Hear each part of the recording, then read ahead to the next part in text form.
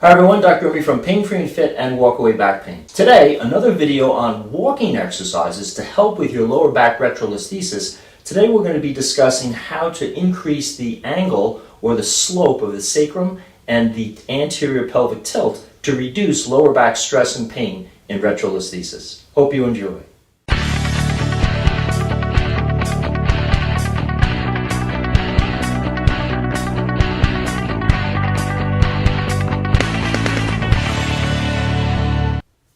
So with retrolisthesis in the lower back without neurologic compromise, meaning retrolisthesis that's not associated with stenosis or sciatica going down because an increased arch in the back many times aggravates those symptoms, but retrolisthesis that is actually aggravated with flexion, and that's most cases of retrolisthesis without neurological compromise. Again, each case of retro is unique. If you don't know what your body mechanics are, check out the painfreeandfit.com website or use any of our products at painfreeandfit.com. It helps you to self-analyze your biomechanics and figure out which directions or mechanical issues are needed to be addressed to decrease your lower back pain. But as I said, with most cases of retro, flexion or bending forward takes the curve in the lower back and it decreases it. That actually encourages more of a backward slide. It encourages more retrolisthetic movement or a tendency to be stressed in a backwards direction, which many times aggravates pain.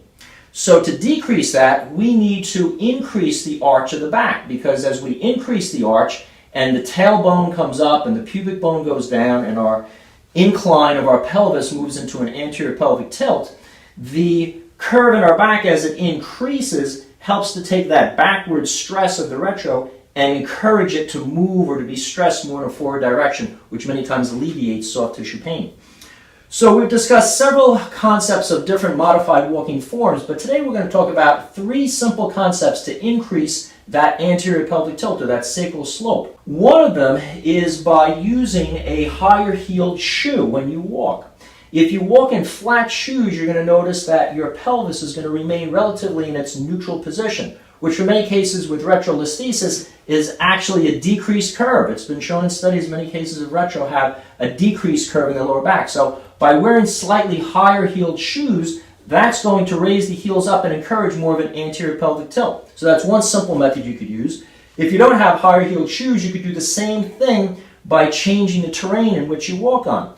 If you walk on level ground, again, your pelvis will be held in a more typical neutral position that aggravates retro if your curve is decreased. But if you walk and focus on downhill slopes where your head is facing downhill, that also is going to encourage a drop of the pelvis. It's just like wearing a higher heeled shoe. Your pubic bone will lower, your tailbone will come up, and you'll encourage that arch in your back, which will help to push or force or stress that retrolisthetic vertebra in a more forward, healthy direction. If you're walking on flat ground and you've ran out of hills and you don't have your high-heeled shoes, increasing the distance that your heel raises, which will increase your calf activity, as opposed to just a slight heel lift when I walk, I'm going to try to really increase the level of my whole body by lifting my heel and driving my body up.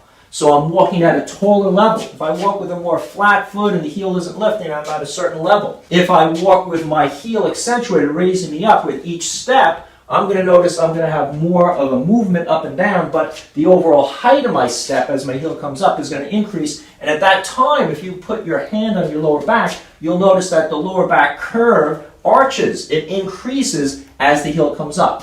Now, if you're just beginning with this, be careful because it does stress your calf and Achilles muscles and tendons more. So you want to gradually build up the time that you use that elevated heel pattern to help with your retrolisthetic vertebra and your soft tissue induced low back pain. If you like this video on walking mechanics and increasing sacral slope and pelvic inclination with these three methods for retrolisthesis, feel free to subscribe to our channel. Got a lot of great videos out there to help you. Questions or comments, as always, write in. I'll do my best to answer them. Thumbs up to help me share this valuable information with others. And remember, if you're looking for a tailored program to figure out what your body mechanics are that are aggravating your retrolisthesis, design an exercise program that's tailor-fitted for you and your unique mechanical and fitness and conditioning issues in your lower back, check out our Fast Track program for retrolisthesis, available at painfreeandfit.com. It has a full body analysis, all the corrective exercises, stretches, coordination movements, and how to build a systematic advancing progressive program to help condition your lower back to hold a stable neutral spine,